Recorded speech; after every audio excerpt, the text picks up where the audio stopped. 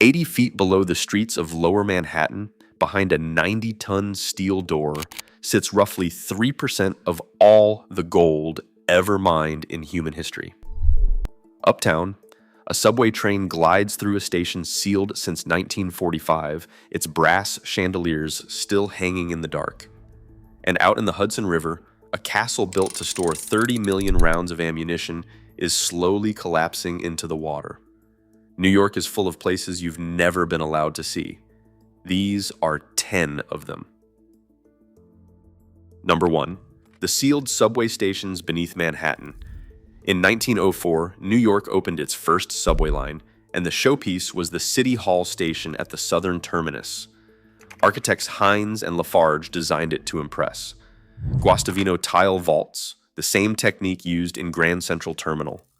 Brass chandeliers hanging from arched ceilings. Colored glass skylights filtering natural light underground. It was one of the most beautiful public spaces in the city. On December 31st, 1945, the lights went off and the station was sealed. The platform was too sharply curved for the longer trains the city was adopting, and nearby Brooklyn Bridge Station absorbed the traffic. That was almost 80 years ago. The chandeliers are still down there. The 6 train loops through without stopping, and passengers who stay on past Brooklyn Bridge can glimpse the tile work through the windows. The MTA has occasionally offered tours, but they fill up within hours. Other sealed stations, including Worth Street and 18th Street, are entirely invisible. Beneath the busiest city in America, there's a ghost transit network millions of people walk above every day. Number 2. Bannerman's Castle on Plum Island. Francis Bannerman VI was the world's largest military surplus dealer. After the Spanish-American War ended in 1898, he bought 90% of all captured Spanish arms in a single sealed bid. New York City refused to let him store 30 million rounds of ammunition near populated areas, so his son found a rocky island in the Hudson while canoeing, and the family bought it in 1900. Bannerman designed the castle himself with no architectural training, no engineers, and no contractors. He handed builders his sketches and let them figure it out. In August 1920, 200 pounds of shells exploded in the powder house. The blast was heard 50 miles away. Mrs. Bannerman had been lying in a hammock on the terrace moments before. She stepped inside for iced tea, and debris landed exactly where she'd been lying. The ferry serving the island sank in a storm in 1950. A fire burned for 3 days in 1969 and gutted the complex. In 2009, 35% of the front wall collapsed. The structures remain restricted and still crumbling. Number 3. Love Canal in Niagara Falls. Between 1942 and 1953, Hooker Chemical dumped 21,000 tons of toxic waste into an abandoned canal, then sold the land to the local school board for $1. They built an elementary school directly on top of the dump.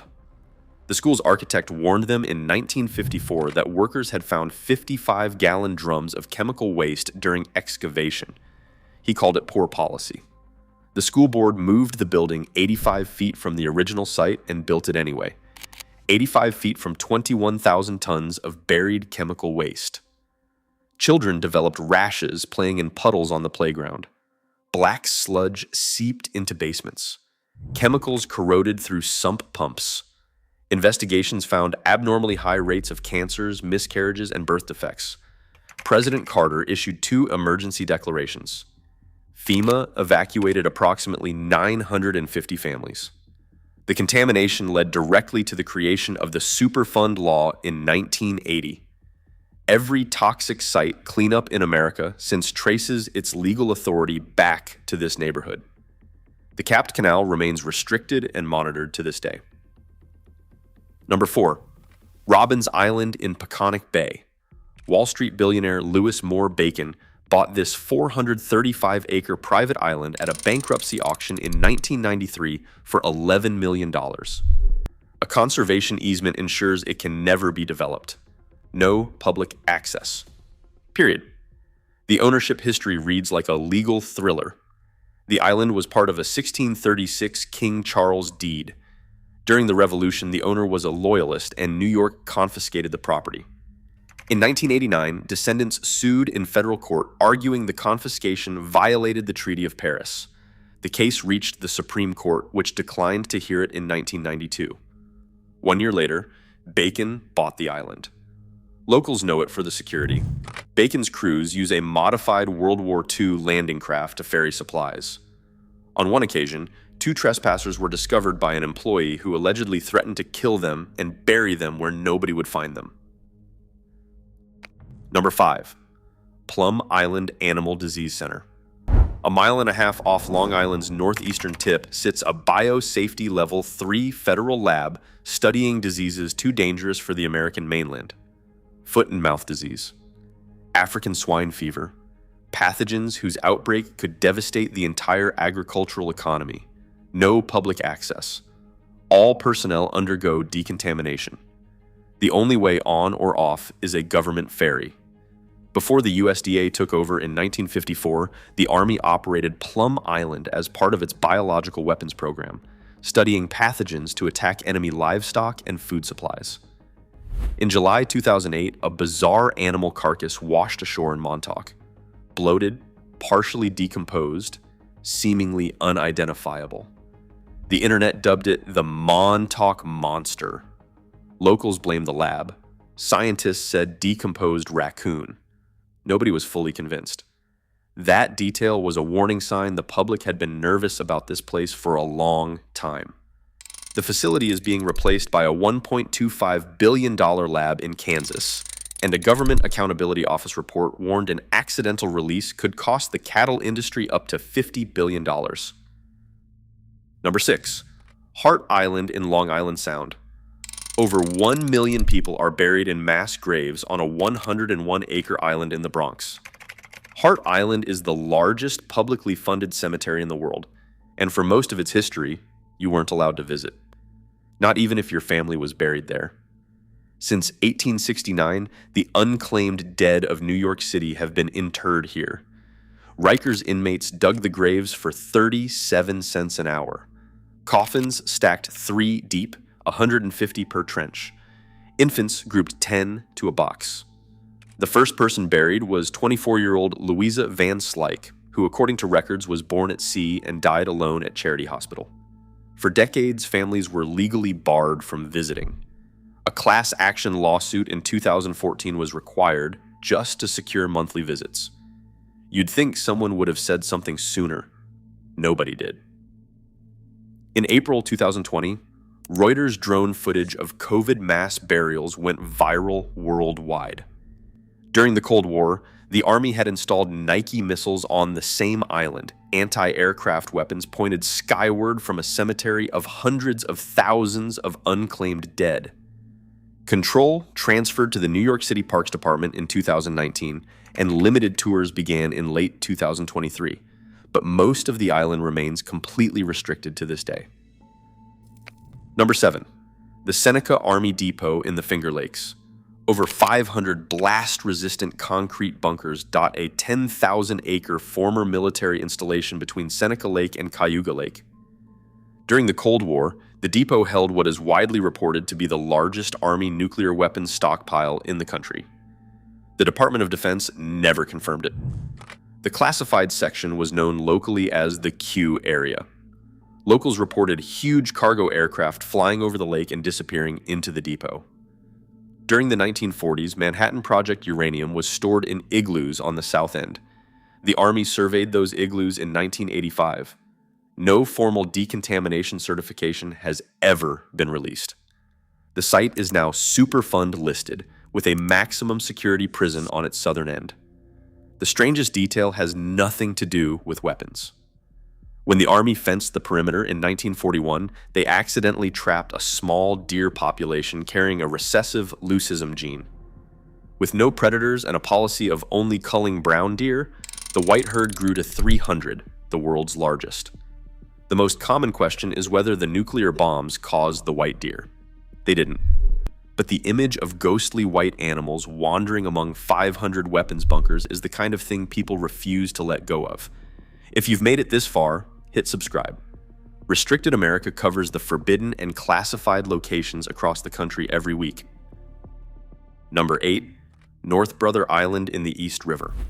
On June 15th, 1904, the steamship General Slocum caught fire near this 20-acre island. Over 1,000 passengers, mostly women and children from a church excursion, were killed. It was the deadliest disaster in New York City history until September 11th. Many drowned because their life preservers had rotted and were filled with disintegrating cork that pulled them underwater. The island's most famous resident was Mary Mallon, Typhoid Mary, the first person in the country identified as an asymptomatic carrier of typhoid fever. Quarantined here in 1907, released in 1910 on the condition she never cook again, she immediately changed her name and went back to cooking. Recaptured in 1915, she spent 23 years on this island until her death in 1938. After the hospital closed, the island cycled through veteran housing and a drug rehab center shut down amid staff corruption. The buildings still stand, consumed by trees growing through collapsed roofs. You can see the island from the Bronx shoreline. You just can't go there. Number 9. Camp Hero at Montauk. A decommissioned military base on Long Island's eastern tip, disguised during World War II to look like a fishing village from the air. Fake church steeples, a fake town green, 4 15-foot artillery guns in bunkers under concrete hoods, capable of firing 23 miles into the Atlantic. 7 machine gun towers built to repel a German beach landing. For a while after the war, things seemed routine as the base shifted to Cold War radar operations. That didn't last. When the government transferred the property to state parks in 1984, the deed split the site in two. New York owns the surface. The government kept everything below it. No independent survey of the underground has been published. A geophysicist hired by a documentary filmmaker found evidence of large underground structures not on any official maps. An urban explorer discovered a vault door at the end of a tunnel, rooms with psychedelic wallpaper, and food procurement records dated years after the military claimed to have left. The version in the travel guides? That's not the full picture. The base inspired Stranger Things, originally titled Montauk. Number 10. The Federal Reserve Bank of New York Gold Vault. 80 feet below street level and 50 feet below sea level, inside Manhattan bedrock beneath 33 Liberty Street, sits the largest known gold repository on Earth. Approximately 507,000 gold bars, about 3% of all the gold ever mined in human history. The Federal Reserve doesn't own any of it. They store it for the U.S. Treasury, foreign governments, and central banks. Inside are 122 caged compartments, one for each account holder. When one country transfers gold to another, Fed workers don't ship anything. They carry 27-pound bars from one cage to the next. International gold transfers happen by moving bars a few feet across a basement in Manhattan. The only entrance is a 90-ton circular door in a 140-ton frame that forms a hermetic seal when closed. Armed Federal Reserve Police, 230-ton outer doors, motion sensors, listening devices. At its peak in 1973, 2 years after Nixon severed the dollar from gold, the vault held nearly 11,000 metric tons. The Fed offers free guided tours on weekdays, but visitors see the vault only through a small viewing window. Nobody walks onto that floor. New York has always been a city of layers. The streets, the trains, the buildings are only the surface. Underneath and around them are places holding secrets too significant, too dangerous, or too unsettling for the public to see. And New York has more of them than almost anywhere else in the country.